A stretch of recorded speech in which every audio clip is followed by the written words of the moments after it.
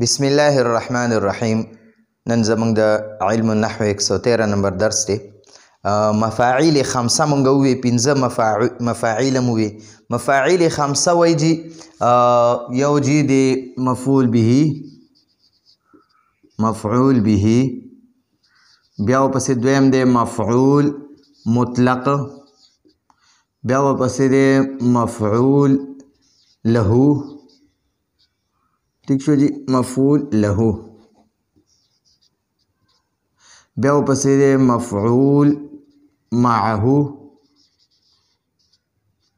او بیا ورپسې اخیری مفعول دی نه مخکې درس کې مې ویلې مفعول فیه، مفعول فیه. نو دا پنځه مفعولونه چې دي که نه مونږ ورته مفعولونه وایو او دوی ورته مفاعیل خمسه وایي. ٹھیک شو جی. نو دا مفاعیل خمسه یو شاعر په خپل شعر کې را بند کړي دي. یو شاعر دا پنځه واړه مفعولونه په یو شعر کې جمع کړي دي. هغه وایي حمدت حمدن، حمدت حمدن. دا حمدتو دا حمده یحمدو دغه نه راغلی دی گردان نه. حمدتو ما حمدکو، ما تعریف وکړو. حمد نه مونږ تعریف وکړو، حمد تا تعریف وکړو. نو حمدتو معنا ما تعریف وکړو. حمدن دا مفعول مطلق دی، هم د دې حمدتو نه راغلی دی. د دې معنا د ښه تعریف، یعنی ما ډیر تعریف وکړو. دا ډیر تعریف مې د دې مفعول مطلق د وجې نه ووي. ٹھیک شوه. دا مفعول مطلق د تاکید دپاره راځي په جمله کې. ٹھیک شوه. نو هم د هغې فعل مصدر وي. دا د دې حمده یحمدو فعل نه دا مصدر دی، دا مصدر دی. د دې مصدر نه دا حمده یحمدو گردان جوړیږي. نو دا مفعول مطلق دی. نو د دې مفعول مطلق دا دی ډیر تعریف. حمدتو ما تعریف وکړو، حمدن ډیر تعریف، یعنی ښه تعریف. نو مطلب دا دی حمدتو حمدن ما ډیر تعریف وکړو. حامدن د حامد دا مفعول به دی. نو حمدن مفعول مطلق دی، حامد مفعول به دی. د حامد می ډیر زیات تعریف وکړو. ٹھیک شو. ما د حامد ډیر زیات تعریف وکړو. وحمیدن واو نه پس وګوره، ما تاسو ته ویلي د واو نه پس چې کوم یو اسم راشي او هغه منصوب وي، حالت نصب کې وي، نو دقه د واو نه پس چې کوم اسم وي دته مفعول معه وي. ٹھیک شو. د دې واو معنا د واو به معنا معه، دا واو د معه په معنا کې او د معه معنا د سره. نو ګورئ حمدتو حمدن حامدن، ما د حامد ډیر تعریف وکړو د حمید سره.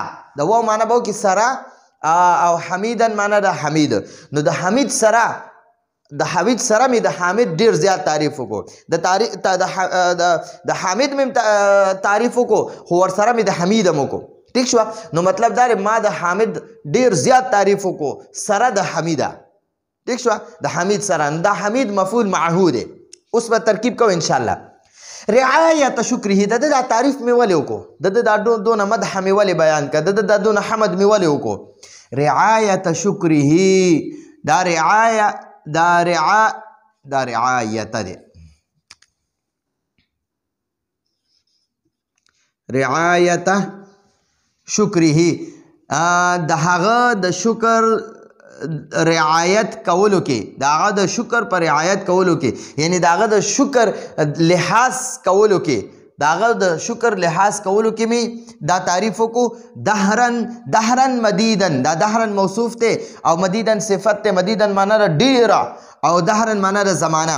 نو ډیره زمانه مې د هغه د رعایت د هغه د لحاظ ساتلو، یعنی د هغه د شکر د لحاظ ساتلو په وجه مې د حامد ډیر زیات حمید سره تعریف وکړو.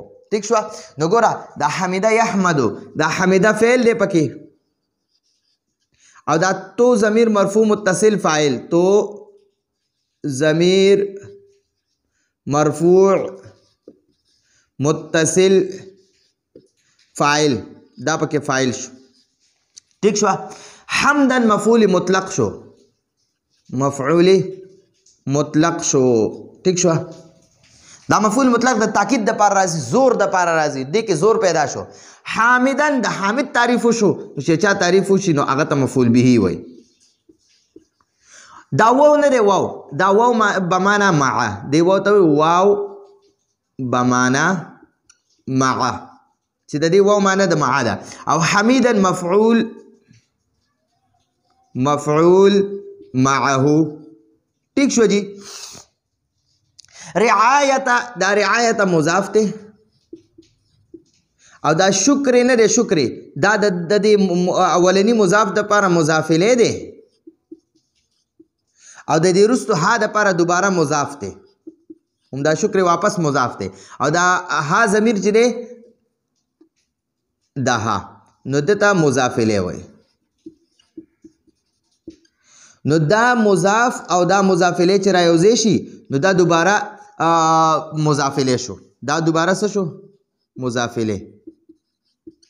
نو دا مضاف او دا مضاف الیه چې رایوځای شي نو دته شي دنه به جوړ شي مفعول له. د دې رعایت د وجې نه د دې رعایت د وجې نه مې د رعایت د شکریا په وجه مې د ډېرې زمانې پورې د تعریف کړی دی.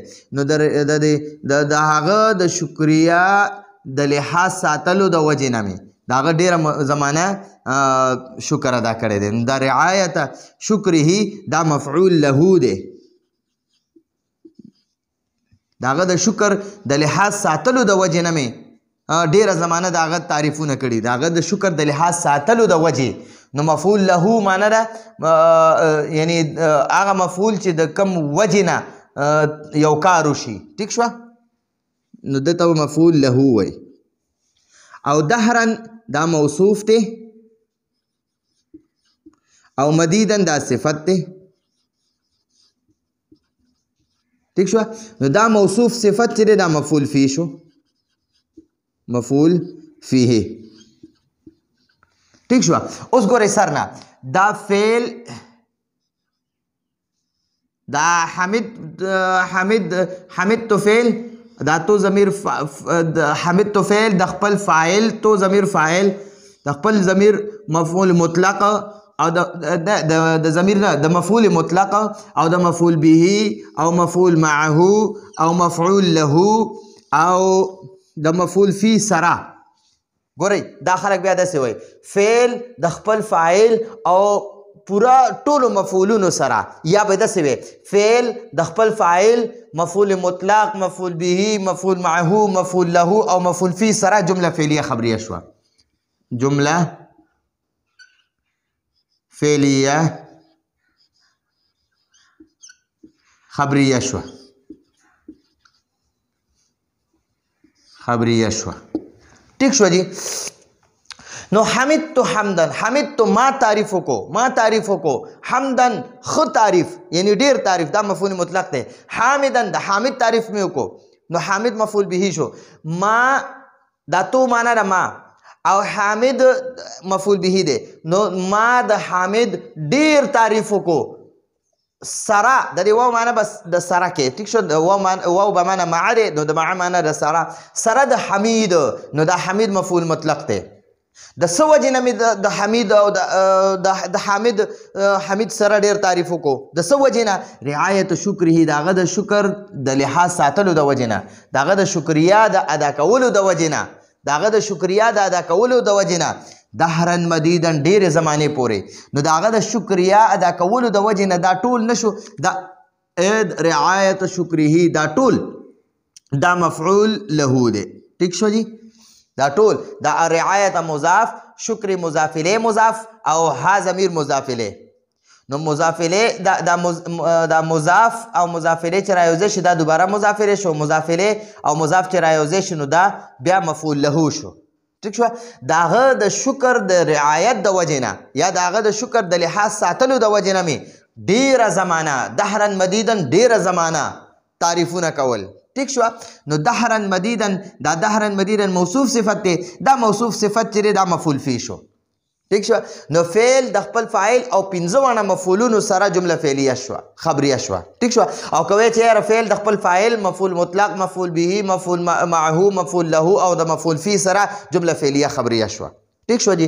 نو دا دا پنځه واړه مفاعیل خمسه چې ورته وایي دا پنځه واړه مفاعیل چې دي دا یو شاعر پر خپل شعر کې رابند کړي دي او د شعر مې درته ترجمه هم بار بار وویله او بیا مې ورسره دغه وکړو ترکیب هم ښه صحیح اسانې طریقې سره وکړو.